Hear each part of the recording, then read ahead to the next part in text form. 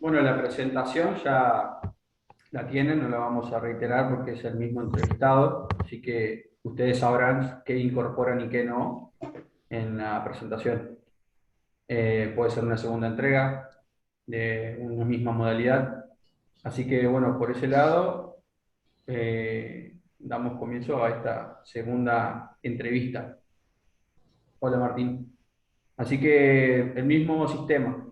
Ustedes preguntan y Luis les responde. Pueden repreguntar también. ¿Es así, Luis? ¿Las mismas condiciones? Sí, sí, sí, por favor, que es importante que repregunten o que planteen una mirada, si tienen otra opinión diferente, ¿no es cierto?, para que pidan en todo caso fundamentación y hagan las oraciones, ¿no?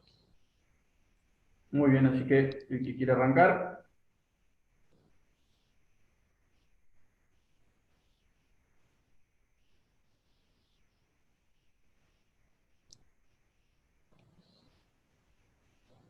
no hay voluntarios.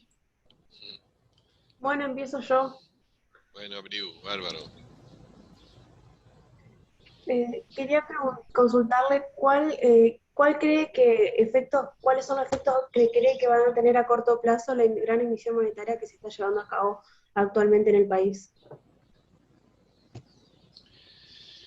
El tema de la emisión de dinero por parte de la autoridad facultada para eso, ¿no?, que es el Banco Central, es un tema, bueno, muy discutido, ¿no?, porque pone en cuestión nada más y nada menos, bueno, que el rol del dinero como medio de cambio y las dificultades que nuestra moneda tiene para poder cumplir con esas funciones, no solamente como medio de cambio, sino también como reserva de valor.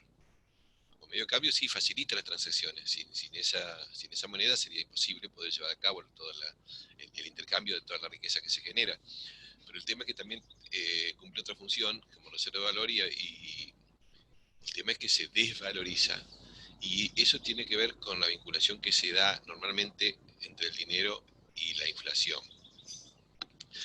Hay distintas teorías como para tratar de explicar eso. Entonces hay una teoría muy simplista que tiene que ver con la postura de los economistas convencionales, fundamentalmente los que llaman los monetaristas, que todo explican a partir de que si hay inflación o si hay problemas es porque hay mucha emisión de dinero en relación al dinero que se necesita, como que el Estado está emitiendo más de lo necesario y que en función de eso, esa mayor emisión, si no se corresponde a una mayor producción, lo que va a generar es que el dinero pierda valor, ¿no es cierto? Entonces es así de simple. Y normalmente lo que dicen es que si hay mayor emisión es porque el Estado está teniendo esa política, ¿no?, de emitir en mayor cantidad y que lo hace porque tiene que cubrir gastos que no puede cubrir de manera más, en todo caso, sustentable, como con impuestos, por ejemplo. Entonces eso hace que el Estado no pueda cubrir los gastos y tenga que cubrirlos con emisión. Y eso supone, según esa teoría, de que sucede porque el Estado está gastando demasiado en relación a lo que debería gastar y en relación a la recaudación, y por lo tanto concluye que la solución a eso, para evitar que haya inflación por emisión, por mayor gasto, por déficit fiscal, es controlar el gasto. Entonces, para esta teoría muy simple, es que si el Estado achica el gasto, dejará de emitir, y si deja de emitir, el dinero se va a valorizar más, y de esa manera se termina con la inflación. Bueno, en general se apoya ese razonamiento en cuestiones muy formales y en mitos que nunca se comprobaron en la realidad. Esto no quiere decir que una gran emisión pueda llegar a generar situaciones inflacionarias, pero en principio todo el dinero que está emitiendo el Banco Central está siendo a su vez absorbido por el mismo Banco Central. O sea, ¿por qué el Banco Central emite dinero? Bueno, para prestarle al Estado. Pero para evitar que haya tanto dinero en circulación, lo que hace el Banco Central es sacar ese dinero emitiendo letras. Es decir, pide prestado ese dinero. A los que tienen dinero le prestan al Estado letras que son los bancos. Y eso da lugar a una operatoria que es muy perjudicial desde el punto de vista económico, porque está sosteniendo el Estado de pedir prestado, está siendo el destino del dinero que tienen los bancos, que son cifras fabulosas, ¿no es cierto? Son más de 2 billones de pesos. Esos bancos, si no tuvieran al Estado, no podrían colocar ese dinero en condiciones rentables. Entonces es el Banco Central el que recibe ese dinero y paga intereses. Y paga intereses, que también significa emisión. Y para evitar que ese dinero emitido para pagar intereses genere mucha emisión, vuelve a emitir más títulos. O sea que es como una bola de nieve que se va agrandando, pero que en realidad entonces el problema no es tanto la emisión. Hay otro problema que es que tiene que ver con el modelo, como nosotros siempre decimos. Las respuestas simples omiten considerar qué es lo que está detrás de toda esta situación, qué es lo que obliga al Estado a emitir. Sí, macanudo, obviamente que el Estado emite porque tiene gastos que son imprescindibles, que son impostergables y que tiene que pagar. Ahora, ¿por qué el Estado tiene gastos que son tan grandes? ¿Por qué con sus propios recursos no puede cubrir esos gastos? Y nosotros estuvimos hablando en alguna oportunidad de que el Estado tiene que asumir una serie de gastos que en algunos casos son transferencias a sectores que no tienen recursos y en otros casos son transferencias a sectores de muy alto ingreso. Bueno, ahí está la cuestión. ¿Por qué el Estado tiene que transferir a sectores de muy bajos recursos? Porque hay una situación de desocupación o de ocupación precaria o de ocupación plena pero con muy bajos ingresos o con nulos ingresos. Y en una economía como la nuestra, en un sistema social como el que vivimos, como el capitalismo, el que no tiene ingresos no puede satisfacer necesidades porque no puede adquirir bienes y servicios que son indispensables para la vida. Por lo tanto, en este país, en esta sociedad, en este mercado, si hay muchos millones que no tienen ingresos, serían millones de personas que están condenadas a morir, porque no tienen forma de cubrir sus necesidades. Y en ese caso, habiendo muchos millones, muchos, para los que son los argentinos, en condiciones de no poder satisfacer necesidades y tener que estar condenado a morir, eso generaría comportamientos que harían difícilmente vivible esta sociedad. O sea, si hay si son muchos millones los que no pueden darle de comer a sus hijos, los que no pueden satisfacer necesidades, no pueden acceder a alimentos, no pueden acceder a la vestimenta, a la casa, y bueno, ¿qué habría? Y habría comportamientos ya sea o de suicidio, o de mendicidad, o de prostitución, o de delincuencia, porque de alguna manera la gran mayoría no va a aceptar morirse por inanición. Eso haría una sociedad muy complicada. Y como desde el Estado, el rol que tiene el Estado es, en el caso argentino, lo hemos visto, pero en general en todos los estados, es garantizar un determinado orden. Entonces el Estado tiene como objetivo evitar esa cantidad de desempleo con fundamentalmente subsidios o mayores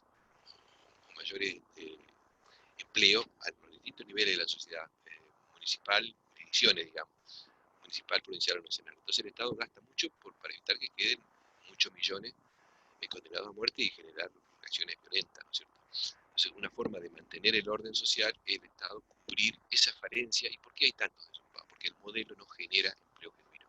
Es un modelo que vea beneficios y se basa en muy pocos sectores extractivistas, depredadores, en manos de un puñado de multinacionales, que no generan empleo. Entonces, para tapar ese bache, el Estado lo que hace es dar empleo público sin necesidad o dar subsidios masivos, que cumplen una función: evitar de que se haga inmanejable la sociedad, que pase lo que pasó en el 2001. ¿Sí?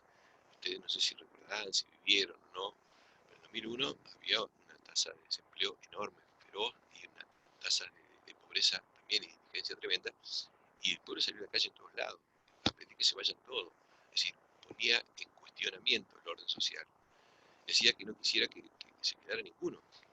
Entonces, para evitar ese tipo de movilizaciones, de resistencia, de sociedades digamos, tan conflictivas, el Estado asume una función que es, bueno, en lugar de cambiar el modelo, que es el que genera esa situación de desempleo y pobreza, lo que hace es mantener el modelo, pero a los desempleados, a los pobres, a los que ganan poco, le da dádiva, ¿sí? Y le sale mucho más barato. Ahora, ¿de dónde saca el Estado para cumplir con esa función de temperar las consecuencias negativas del orden social? Y bueno, sacar recursos de algo, tiene que sacar recursos de los impuestos. Pero los impuestos los podrían pagar aquellos que tienen los sectores que se quedan con la mayor parte de la riqueza. Entonces resulta que en la Argentina, los sectores que se quedan con la mayor parte de la riqueza, el sistema financiero, la especulación, las grandes corporaciones, son las que menos pagan impuestos. Por lo tanto, el Estado se desfinancia. El Estado se desfinancia y la única manera que tiene de cubrir ese bache es con emisión. Ahora, la emisión de por sí no significa que haya mayor inflación. La inflación responde a otros fenómenos también, a otros problemas. En la Argentina tiene mucho que ver primero con las devaluaciones periódicas del dólar, y la falta de dólar tiene que ver con el funcionamiento deficitario de la estructura económica, por el saqueo de dólares que somos objeto, y como los dólares se saquean, la riqueza se va del país, los dólares son escasos, entonces su valor sube, y eso se traslada al aumento de los precios. Y por otro lado, por la estructura monopólica que hace que una forma de distribuir o de concentrar más ingresos es generando más inflación por parte de las empresas líderes, las empresas formadoras de precios. Y el Estado tampoco hace nada para evitar esa suba de precios, porque el Estado también participa como beneficiario cuando suben los precios, porque la mayoría de los impuestos los cobra sobre la base de lo que se llama tributos indirectos, o sea, lo paga el consumidor final. Entonces, ¿quién lo termina pagando? Y lo termina pagando los argentinos que tienen ingresos reducidos, o sea, se reduce más todavía el ingreso. Entonces, volviendo a la pregunta inicial, si no hubiera emisión, hoy por hoy no cambiaría demasiado el problema. Y la emisión que hay la está absorbiendo el Banco Central a través de tomar prestado de los bancos ese dinero, o sea, evitar que ese dinero vaya a circulación. Entonces no tiene fundamento esa postura, ni tiene fundamentos teóricos, ni fundamentos en la realidad actual, ni en la historia de la Argentina en los últimos 50 años, donde la inflación estuvo ligada más a lo que yo les decía, a la devaluación del peso o a la estructura monopólica. No sé si ha sido demasiado compleja, demasiado larga la respuesta, o si más o menos andaba por ahí la pregunta que me estaba haciendo.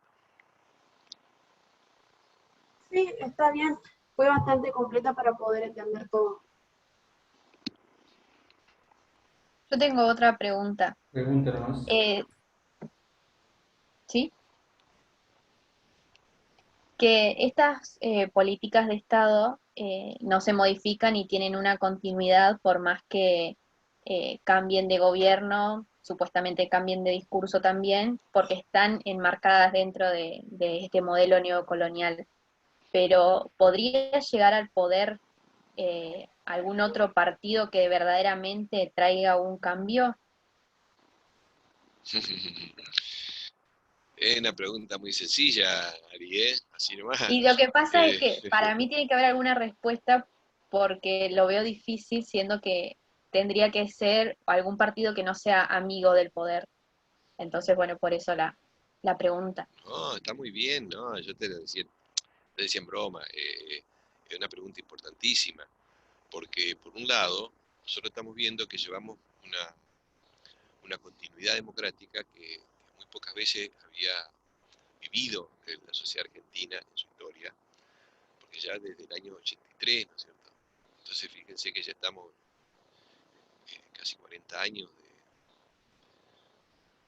de democracia, y la sucesión de gobierno, lamentablemente lo que ha mostrado es que no ha habido eh, políticas que tiendan a soluciones, a soluciones de fondo a los problemas, a los grandes problemas argentinos. ¿Cuáles son los problemas económicos? Son los problemas de que no hay, que hay déficit, que hay emisión, de que la balanza de pagos de una manera, o que no, el problema de fondo tiene que ver con la concepción que yo tengo de la economía, y que la actividad económica tiene que servir para generar las condiciones materiales para que la gente viva mejor.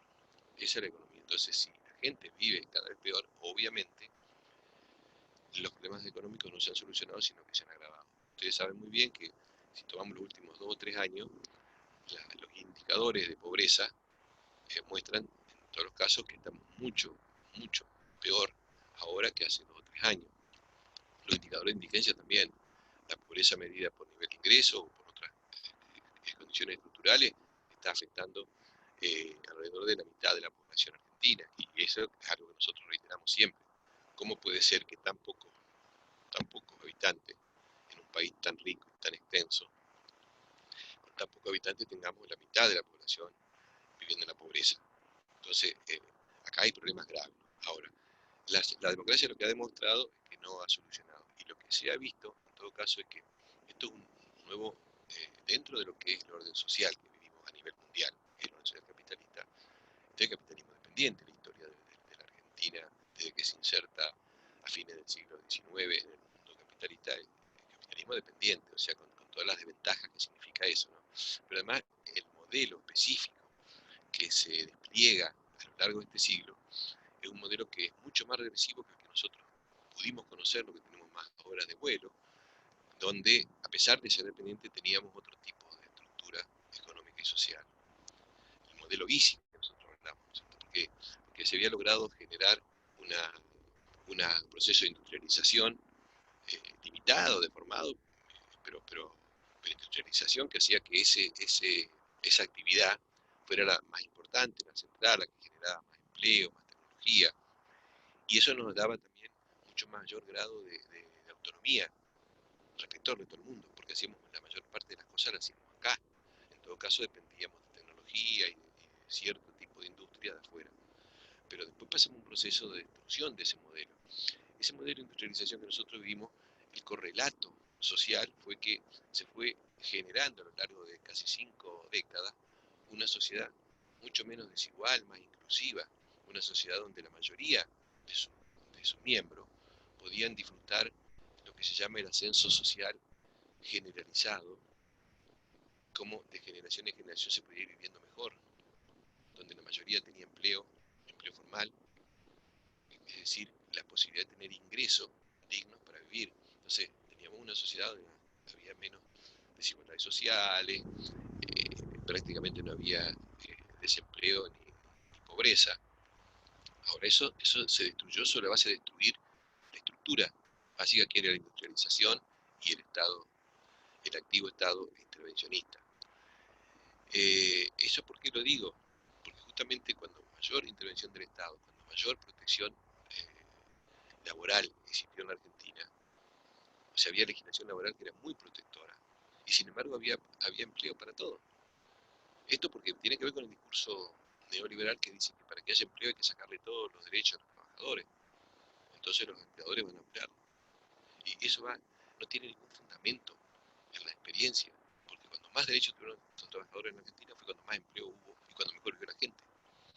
Lo que sucede es que se destruyó la industria, se generó una base muy grande de desempleados, o de subocupados, o de empleados precarios, y eso en definitiva fue una parte de este modelo. Pero ¿qué pasa?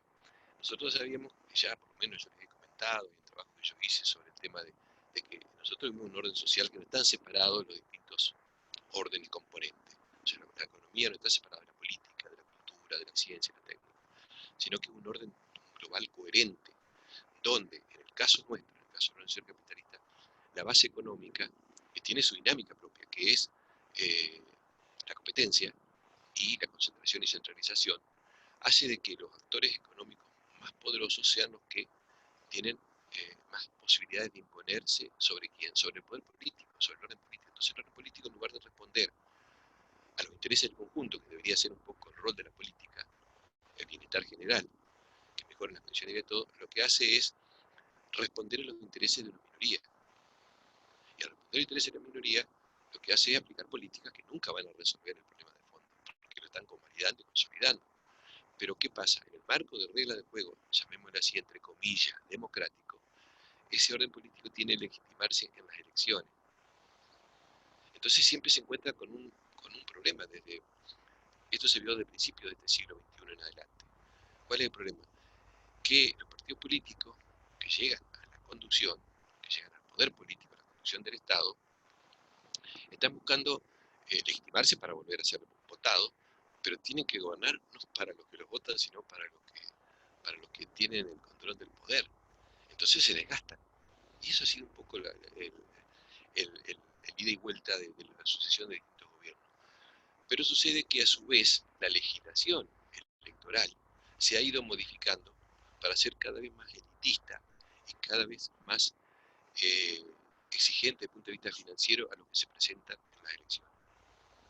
Entonces no cualquiera puede llegar a sostener una candidatura con posibilidad concreta porque no tiene ni siquiera forma de que lo conozcan, de acceder a la información o a que sea visto por la mayoría de la gente.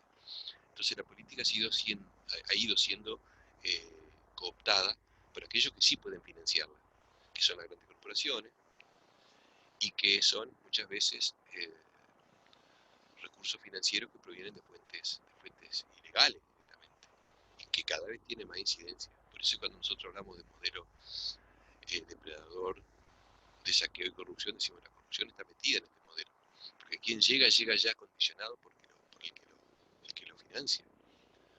Esto sucede a nivel nacional, a nivel provincial, hasta a nivel municipal en algunos casos. Entonces quien llega a gobernar ya llega condicionado. Y si quiere llegar sin condicionar, no tiene casi posibilidades porque el sistema no lo permite. Es como decir también, si yo quiero sobrevivir compitiendo con una actividad productiva, sé que tengo que competir en términos económicos con un más poderoso, con las corporaciones. No puedo. Bueno, Erika, vamos a tratar de hablar más fuerte. Está bien que lo digas porque si no, se No escucha un quería poco mejor. interrumpir. No, pero no importa. Si no, No, ¿qué bueno, va? no quería interrumpir. No, escucho muy bajito, no sé si me ha visto por la cámara, pero estoy probando con todos los auriculares el volumen y no sé si soy yo o...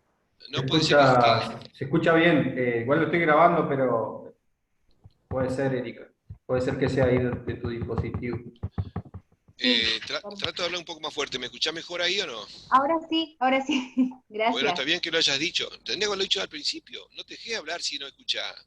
Ustedes tienen que No, imponer las porque estaba condiciones. probando por las dudas si era mi dispositivo, Claro. por eso estaba probando con la computadora, probé No, con bien. el celular y los Eh, distintos auriculares. Pero... bueno, pero volviendo entonces a esa pregunta inicial, hoy el sistema político no responde a lo que debería ser en teoría la política, es decir, la gobernabilidad de una sociedad sobre la base de mejorar las condiciones de todo, buscar el bienestar general, sino que está subordinado al orden económico, y el orden económico lo que es beneficio de un puñado de corporaciones. Entonces el Estado, en lugar de estar puesto en función de que mejora el conjunto, está en función de esa corporación. Entonces, ¿cómo se llega cómo poder en una elección? Y en una elección, las elecciones están hechas para mantener la credibilidad, entre comillas, de este juego que no cambia nada, que parece que cambia todo, porque de pronto gobierna un partido y tiene una crítica supuestamente muy dura del otro partido, de la oposición, y como se les gasta que está en gobierno,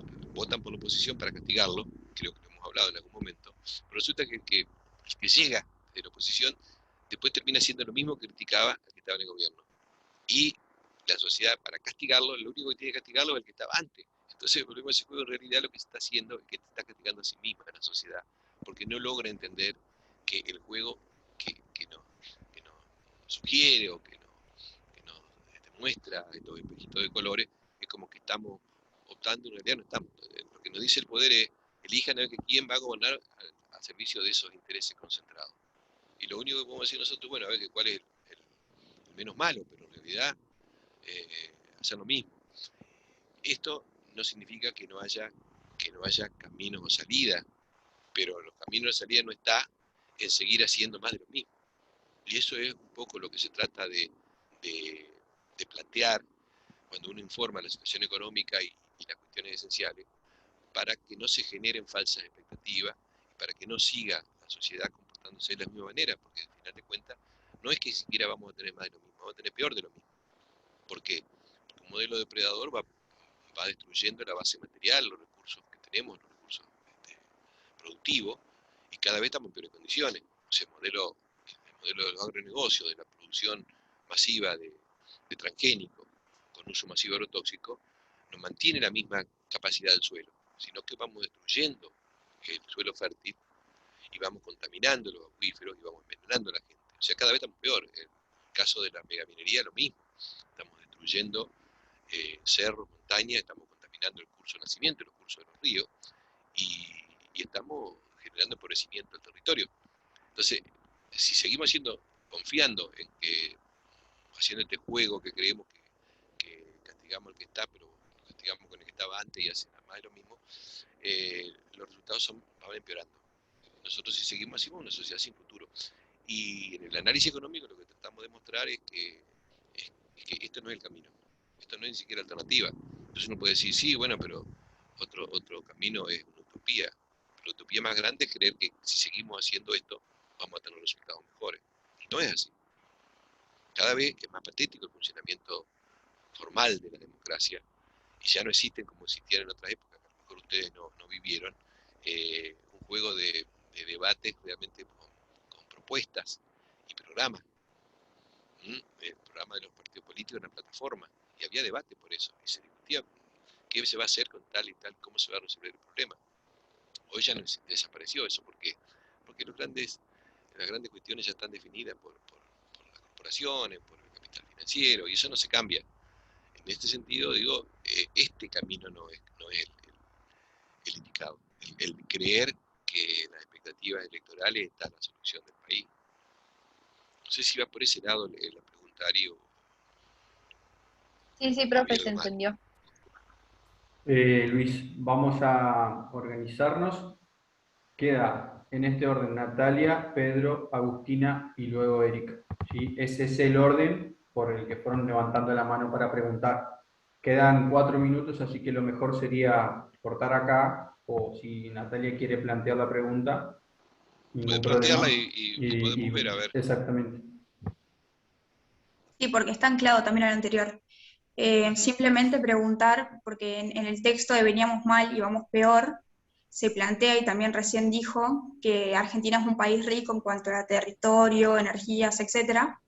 Entonces, si hoy en día se podría pensar en una economía que sea independiente o por lo menos no tan dependiente, teniendo en cuenta que ya pasamos por un modelo que tiene que ver con el modelo EASY, el cual fracasó o terminó finalmente por falta de tecnologías e insumos. Si se podría pensar en una economía independiente.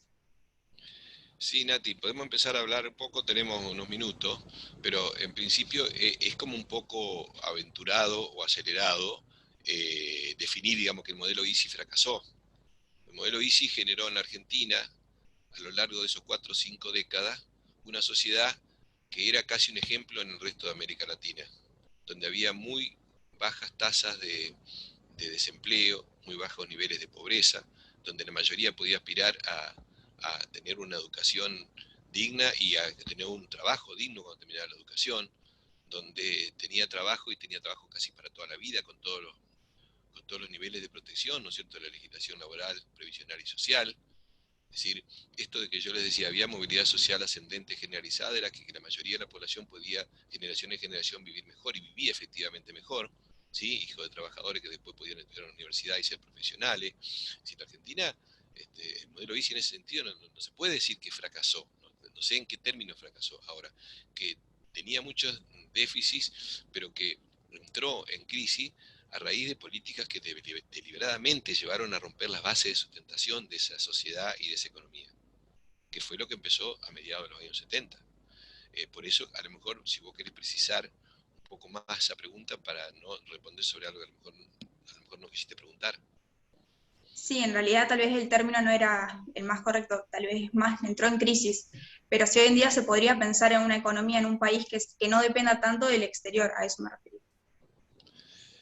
Nati, está bien, ahora queda más claro la pregunta y digo, una economía como la nuestra, en las condiciones de vulnerabilidad, de desestructuración industrial, así como estamos, digamos, en el marco de una economía global, expresa de cualquier cosa, es decir, que para lo único que la utilizan es para el saqueo y la depredación de los recursos naturales y nada más. Entonces, esto no es futuro, esto no es opción siquiera, y cada vez va a ser peor. Por eso es que, ¿cuáles son las presiones de las corporaciones, de los bancos y del Fondo Monetario? Que sigan haciendo reformas que son cada vez más regresivas, sacarle derecho a los trabajadores, sacarle derecho a los jubilados, sacarle impuestos a las corporaciones, y eso lo único que va a hacer es agravar la situación, porque el Estado va a estar cada vez más débil, ¿no es cierto? Entonces, este no es el camino. Obvio que la Argentina tal vez es uno de los pocos países en el mundo que tiene tantos recursos como para poder encarar otro tipo de política. Si nosotros podríamos producir alimentos para todos los argentinos. Estamos produciendo el equivalente de alimentos para 400 millones. Somos 45 y no podemos darle comer a la mitad de la población. Estamos en condiciones porque tenemos recursos y porque tenemos capacidad productiva no solamente para producir alimentos, sino para producir vestimenta, para producir vivienda. Es decir, en general son bienes básicos donde existen tecnologías que lo hacen posible. Lo que pasa es que como no hay una economía que esté medianamente protegida de la competencia externa, o sea, de lo que producen grandes corporaciones a nivel mundial, usando mano de obra muy barata en países como China, como los países del sudeste asiático, no se puede producir eso acá en condiciones competitivas, si no hay una protección. Y ningún país hoy industrial poderoso llegó a hacerlo sin una protección adecuada de esa industria. Entonces estamos haciendo políticas que van a contramano de lo que necesitamos. Hacemos un pequeño corte porque ya se nos acaba el tiempo y volvemos para completar esta pregunta, Nati. ¿Mm?